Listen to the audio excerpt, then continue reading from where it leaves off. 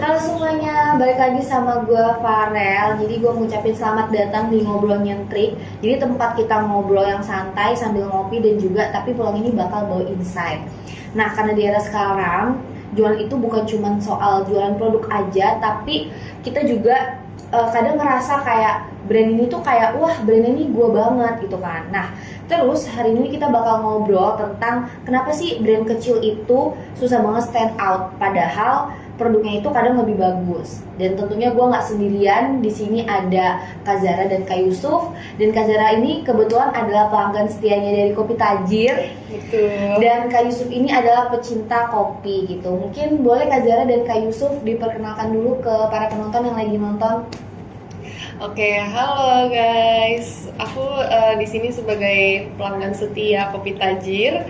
Yang setiap hari tuh aku sebenarnya burnout parah kalau misalkan nggak minum kopi. Jadi kayak keseringan minum kopi. Jadi gitu. harus minum kopi ya Kak Iya, ya? dan kebetulan depan kantor aku tuh banyaknya tuh gerobak Kopi Tajir. Apalagi kan lebih murah gitu Lebih ya. murah, betul, affordable banget di kantong ya Betul. kan? Apalagi kantong mahasiswa. Iya betul. Kalau untuk Kak Yusuf sendiri gimana nih?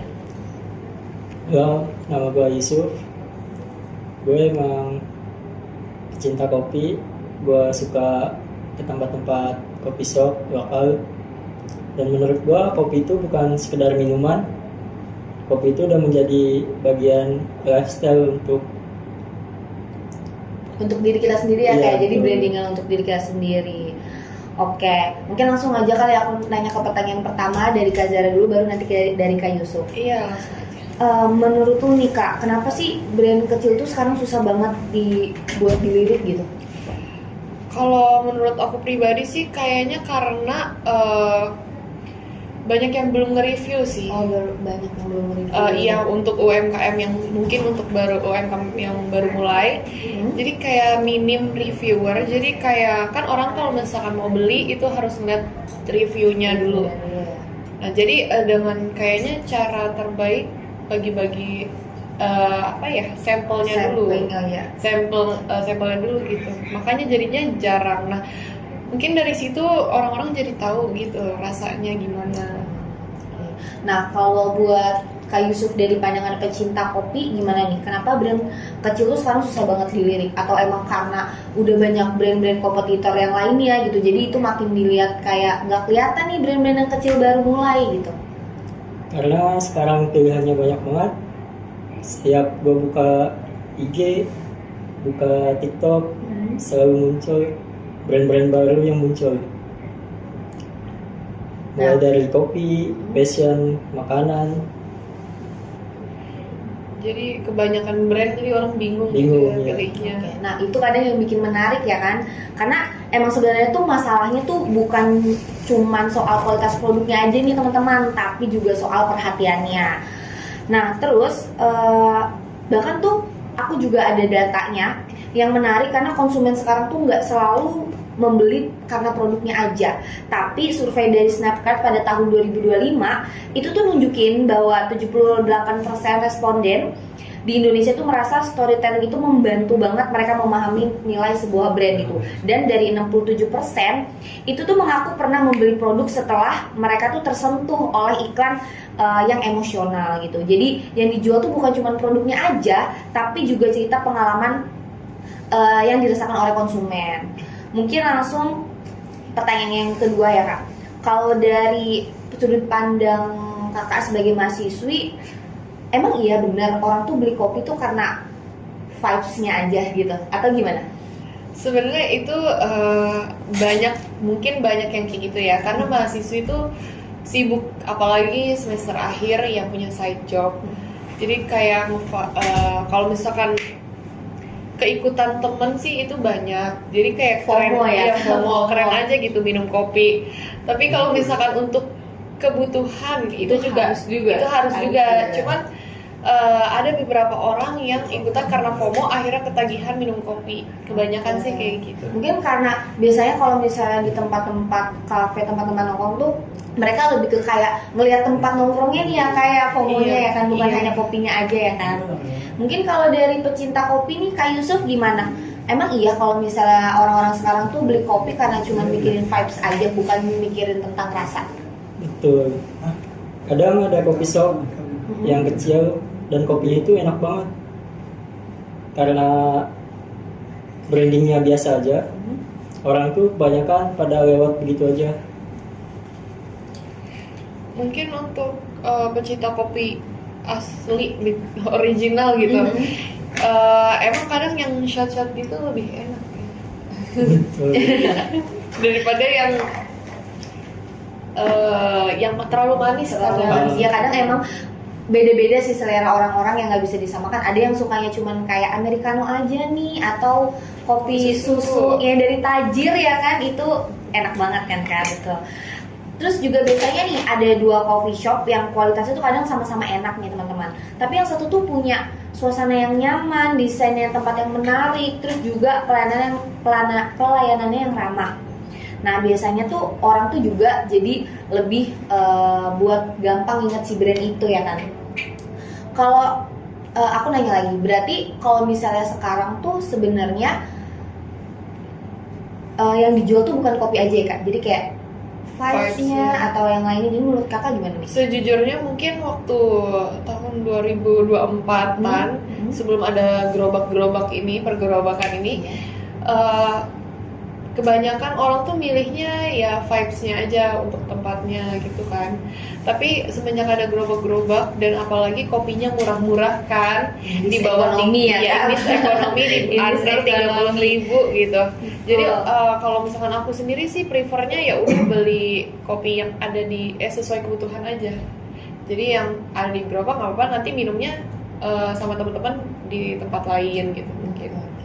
Kalau menurut Kak Yusuf sendiri gimana tuh? Berarti sekarang tuh yang dijual bukan cuma kopi ya? Atau emang tetap masih kayak tetap kopi juga gitu? Menurutku sih karena tempatnya menarik dan konsumennya juga merasa nyaman, bisa jadi salah satu daya tarik ya? Oke. Terus juga ada nih menurut survei Twilio yang diliput oleh Liputan 6, sebanyak 89% itu konsumen di Indonesia juga percaya bahwa interaksi yang dipersonalisasi dapat menambah nilai pada pengalaman mereka dengan sebuah brand gitu. Jadi artinya tuh konsumen sekarang ingin merasa tuh dikenal dan dihargai, bukan cuman jadi target penjualan aja gitu kan.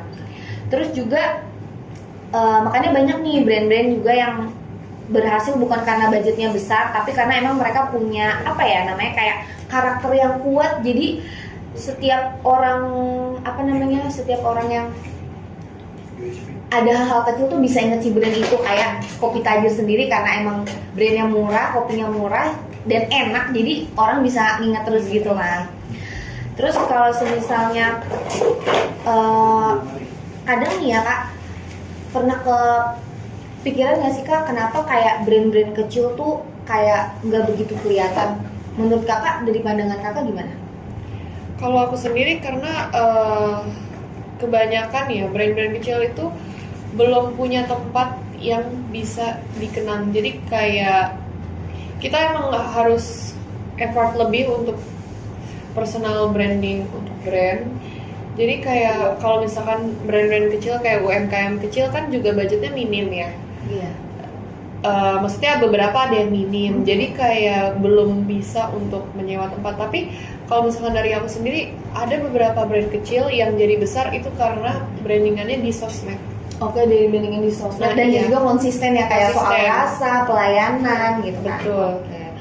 Jadi kalau misalnya menurut Kak Yusuf sendiri gimana tuh? Kenapa brand kecil tuh kayak nggak begitu kelihatan di sosmed atau gimana tuh? Lebih ke ini ya, kayak mungkin karena mungkin emang brand kecil tuh masih ngerasa kayak aduh kalau misalnya takut beda atau takut menyala sendiri atau takut berlebihan, jadi kayak jomplang sama brand-brand kopi yang lain gitu. Menurut kakak mungkin kayak gitu ya? Oke, nah mungkin berarti kalau semisalnya kopi itu berarti nggak harus mahal ya kayak, berarti itu ya yang penting yang penting sih murah. Murah ya kalau menurut kakak. Kalau menurut Kak Yusuf sendiri sebagai pecinta kopi, kakak masih memikirkan kayak soal rasa kah, atau kayaknya emang karena ini indis ekonomi jadi ya udah nggak apa-apa yang penting harganya murah gitu? Kalau saya sih buat cinta kopi, Hmm? gue lebih memilih rasanya. Rasanya, Iya. oke. Tapi untuk harga tetap dilihat juga atau gimana nih? Kadang ada yang satu gelas aja itu 80.000. Iya, atau iya kan, bahkan Iya, bisa 100.000. Kalau Kak sendiri? Iya, kalau Kak Yusuf sendiri gimana? Atau tetap masih nggak Kalau apa-apa? gue sih tetap nggak apa-apa. Tetap nggak apa-apa, Iya. oke. Kalau untuk mahasiswa kayak kita kayaknya rada gimana gitu ya guys, untuk kopi seharga 80.000 yang kita minum tiap hari dibandingkan dengan kopi-kopi yang sekarang jualan udah lumayan yang banyak yang murah-murah ya Kak ya. Tapi itu balik lagi tergantung ke pandangan orang-orang dan perspektif orang-orang dia mau beli kopi yang kayak gimana gitu. Oke, pertanyaan cepat aja nih Kak. Kalau menurut kalian satu hal yang paling penting supaya brand itu bisa diingat apa selain murah? Kalau Rasa pasti ya, rasa pasti. balik lagi ke yang tadi, personal Branding. Iya, jadi ya kalau misalkan mau diingat terus kita harus aktif di sosmed, terus mungkin kita ngasih sampel-sampel, atau dan kita harus bikin variasi sendiri. Jadi lebih mendekat juga ke konsumen ya. ya sama kayak kita harus punya yang suatu pembeda. Suatu pembeda. Kalau menurut dari Kak Yusuf sendiri gimana? Kita harus tetap ada pembeda dari yang lain atau gimana? Menurut gue sih harus ada pembeda ya. Harus ada pembeda ya Iya. Kak ya. Oke. Terus karena jadi semisalnya orang mau bikin brand kopi, kalian bisa nih langsung dipikirin strateginya itu kayaknya emang harus lewat storytelling biar brand kalian ini lebih dikenal sama konsumen-konsumen gitu. Jadi nggak, orang tuh mikirnya nggak kayak ngelihat brand kita cuman kayak jualan aja gitu, tapi mereka bisa ngerasain nih brand kita mau ngebawa ini gimana, nge-brandingnya tuh kayak gimana, betul Kak? Betul, oke. Mungkin cukup udah sampai situ aja pertanyaan-pertanyaannya. Jadi dari obrolan ini juga banyak banget yang udah dipelajarin. Kebetulan aku mendapat insight dari pecinta kopi kayak Yusuf dan juga Kak Zara gitu kan, sebagai pelanggan setia Tajir yang hampir setiap hari beli kopi Tajir teman-teman. Betul, low budget banget. Low budget lah banget pokoknya. ya kan, ya betul. Jadi aku Farelita pamit undur diri. Terima kasih banget buat narasumber sekali lagi yang udah berbagi insight pada malam hari ini. Sampai ketemu di episode ngobrol nyentik berikutnya. Tetap kreatif, tetap autentik, dan jangan takut jadi nyentrik. Bye bye.